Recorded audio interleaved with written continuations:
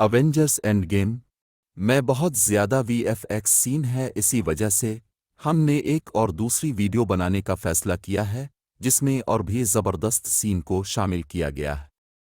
और ये Avengers end game के वीएफएक्स का दूसरा पार्ट है। दोस्तों, इस फिल्म के सीक्वल में हल्क का एक ऐसा रूप दिखाई देता है जिसे हमने पहले कभी नहीं देखे, जिसका नाम स्मार्ट हल्क है। 5 साल के वक्फे में बैनर ने अपने फार्मूले को मुकम्मल किया और ख़ुद को इस तरह तब्दील किया कि इसका साइज़ और शक्ल हल्क जैसी हो, लेकिन इसका दिमाग बरूस बैनर जैसा। मार्क रूफालो के चेहरे की शक्ल को हल्क में बदलना एक बड़ा मुश्किल काम था।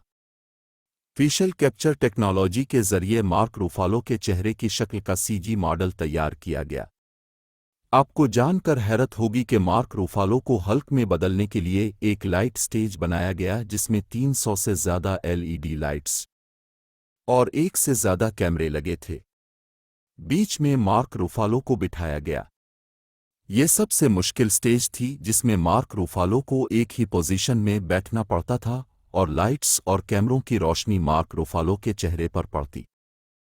एक जदीद तरीन फेशियल कैप्चर टेक्नोलॉजी मार्क रूफालो के चेहरे को एक हाई रेजोल्यूशन मॉडल में तब्दील करके उसे हाई रेजोल्यूशन टेक्सचर के साथ खींच रही है।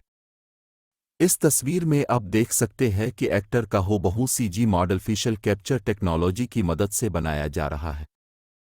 इस फिल्म में मार्क रूफालो के हल्क के किरदार में बहुत ज़्यादा एक्शन सीन शामिल थे। एक खुसूसी मॉप सूट और कैमरा रग ने हल्क के किरदार में मार्क रूफालो की परफॉर्मेंस और दूसरे अदाकारों के साथ इसकी एक्टिंग को कैमरा में शूट किया।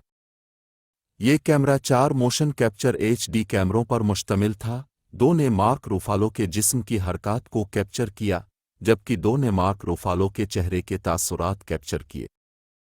इसके बावजूद कि हल्क का किरदार कुछ लोगों के लिए मायूस कुन रहा होगा, लेकिन आप इससे इनकार नहीं कर सकते कि प्रोफेसर हल्क पर फिल्माए गए वीएफएक्स बिल्कुल होश उड़ाने वाले थे।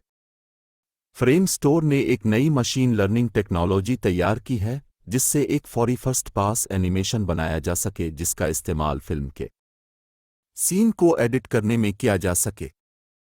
फ्रेम एनिमेशन को इस तरह बनाया गया कि इसकी मदद से हल्क के 60 से ज़्यादा शॉट्स एक ही टाइम में आसानी से लिए जा सके, और उसके साथ एक फेशियल कैप्चर सिस्टम बनाया गया जिससे स्मार्ट हल्क को अदाकार मार्क रफुलो के हूबहू दिखाया जा सके। हल्क की सही शक्ल हासिल करने के लिए अदाकार के चेहरे का स्कैन के साथ साथ हाथों का एनिमेशन किया गया। डिजिटल डोमेन और वेटर डिजिटल ने चेहरे में मज़ीद तफसीलात डालने के लिए एक नए सॉफ्टवेयर का इस्तेमाल किया गया।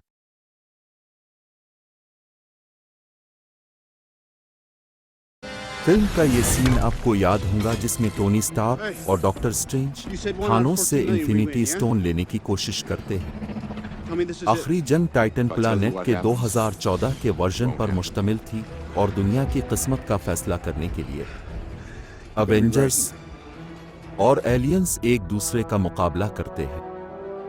सब मिलकर थानोस से इन्फिनिटी स्टोन्स लेने की कोशिश कर रहे हैं। आखिर में आयरन मैन ने खुफिया तौर पर इन्फिनिटी स्टोन्स को थानोस से छीन लेता है। जब आयरन मैन इन्फिनिटी स्टोन्स का इस्तेमाल करता है जिससे थानोस और उसकी फौज धूल बनकर मर जाते हैं।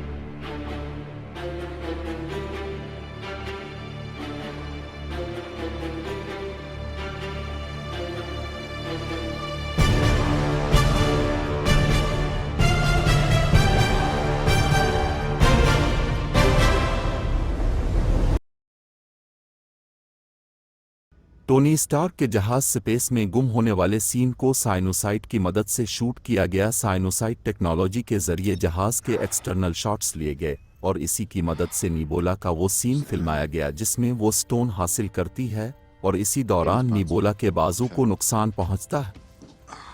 जैसे ही टोनी पेपर पाटस के लिए एक पैगाम छोड़ता है, ऐसा लगता है कि टोनी स्टार्क ने काफ़ी वज़न कम कर लिया है।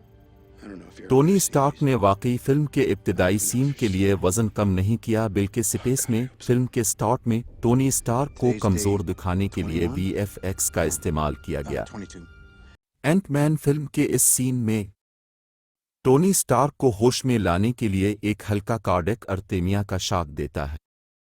इस सीन को भी साइनोसाइट टेक्नोलॉजी के जरिए शूट किया गया।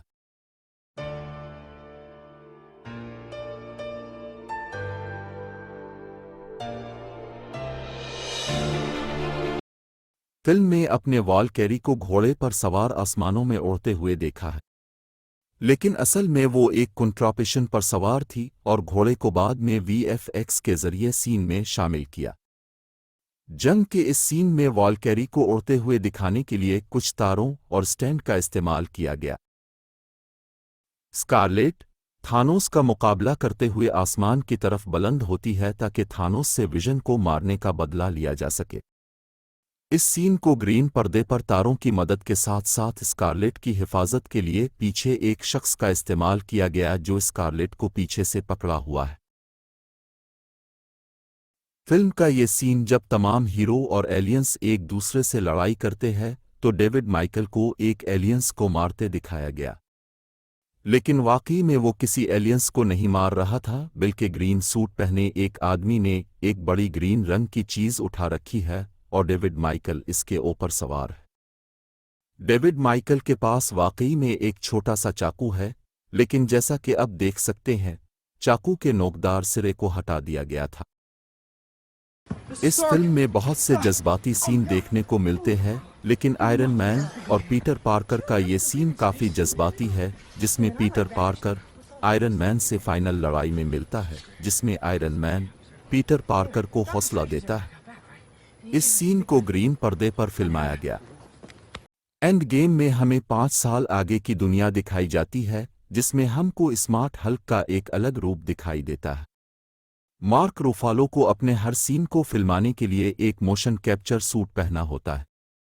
अब सबको फिल्म का ये सीन एक मामूली सा सीन दिखाई देता है, लेकिन इस सीन को फिल्माने के लिए बहुत ज़्यादा मेहनत की गई, जिसमें आयरन मैन, मार्क रूफालो और नताशा इन्फिनिटी स्टोन को दोबारा वापस हासिल करने और माजी में वापस जाने के लिए सबसे ज़्यादा आसान और महफूज औकात का पता लगाने की कोशिश कर रहे हैं, ताकि सारे इन्फिनिटी स्टोन को दोबारा से हासिल करके वक्त को बदला जा सके। ये फिल्म का सबसे अहम सीन जिसमें आयरन मैन की जान चली जाती जब आयरन मैन थानोस से इन्फिनिटी स्टोन को लेने की कोशिश करता है। इन्फिनिटी मेटल में 6 ताकतवर पत्थर लगे हैं और ये प्लानेट की आधी आबादी को ख़त्म कर देता है। इस सीन को ग्रीन पर्दे में शूट किया गया। टोनी स्टार्क ने थानोस से इन्फिनिटी स्टोन को छीन लेने के बाद टोनी स्टार्क बगैर किसी हिचकिचाहट के उन्हें इस्तेमाल करता, जिससे थानोस और उसके साथी धूल बनकर मर जाते। लेकिन इससे पहले टोनी स्टार्क थानोस से बोलता है कि मैं आयरन मैन हूं, क्योंकि लड़ाई के दौरान थानोस ने आयरन मैन से कहा था कि मैं वो अनहोनी हूं जिसे कोई रोक नहीं सकता। आयरन मैन फिल्म के आखिर में मारा जाता है, लेकिन इससे पहले इसने पूरी कायनात को थानोस और उसकी आर्मी को मारकर इस खतरे को हमेशा के लिए ख़त्म कर दिया। लेकिन एक साथ 6 इन्फिनिटी स्टोन को इस्तेमाल करने से आयरन मैन शदीद ज़ख्मी हो जाता है, जिससे आयरन मैन की जान चली जाती है।